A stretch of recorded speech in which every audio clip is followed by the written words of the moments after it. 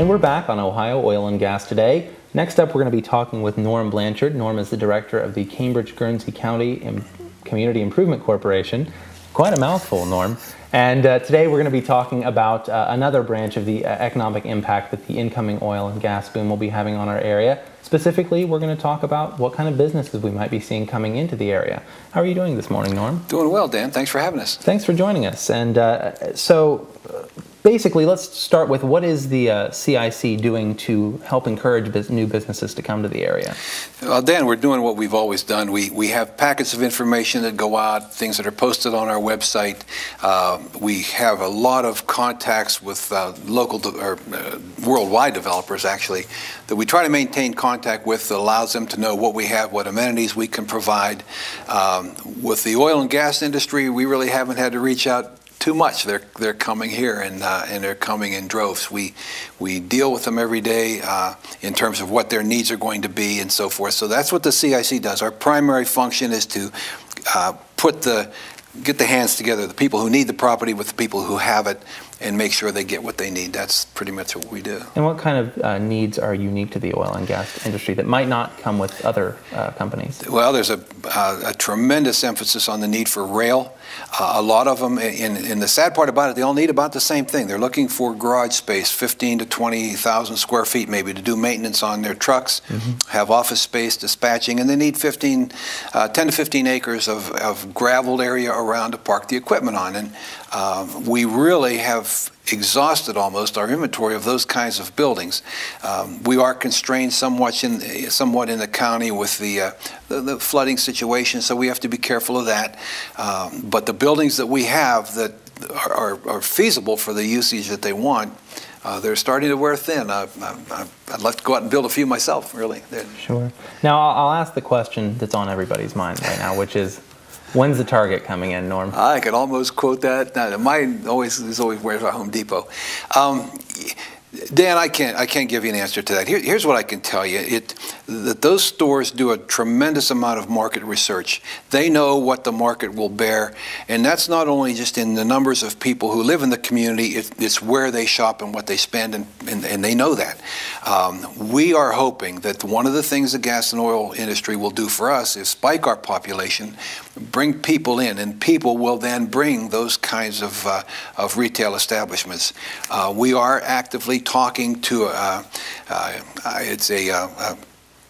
it's not a Home Depot or a Lowe's, but a like, and I probably shouldn't give the name out just yet, trying to get them to come here because there's no other store like that around. We are always cognizant of the fact that if you bring in a big box store, we may lose some of the smaller shops that we have. So we try to make a balance of that so that we get the right people or the right folks in here that our people will shop at and yet not ruin what we already have, which we love and cherish. And with as much, obviously your job, sometimes you can't give those kind of specifics, but let's say in the last year and maybe in the next coming years, are there businesses that folks can expect to see coming into Guernsey County?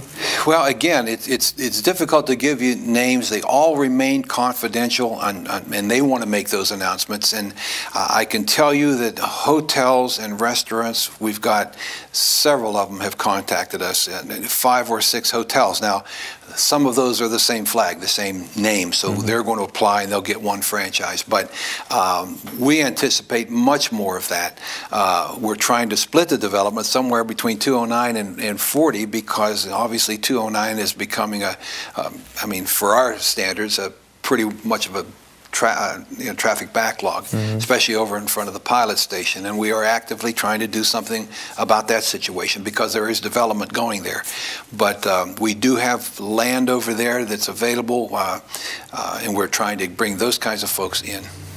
And tell us maybe a little bit more about what's going on with the airport, because obviously that's going to be an important spoke in the wheel, as it were, for the gas and drilling. Absolutely. Dan, the airport's kind of a microcosm of what our county has faced. The airport has been very active for years in trying to work to the goal of establishing a 5,000-foot runway.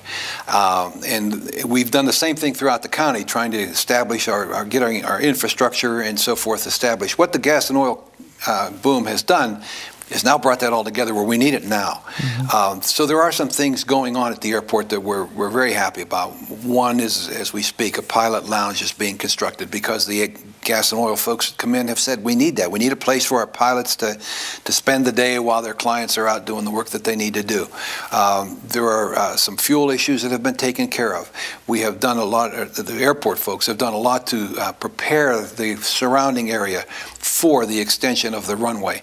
And that's extremely important because 5,000 feet is kind of the magic number where the jets can come in.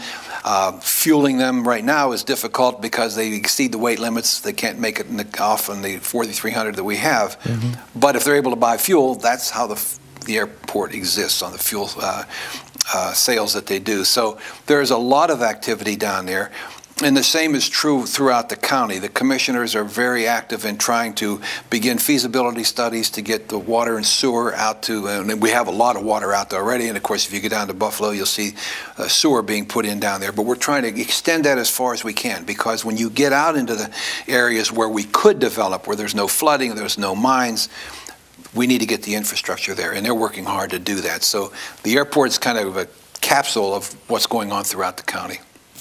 Well, Norm, thanks for joining us today, and hopefully you'll be back in the future as companies start talking. You can start talking to us. We love to talk about it. Believe me, there's a lot going on. Wonderful. Well, thanks again for joining us. You're quite welcome. And we'll be right back with Oil and Gas Today.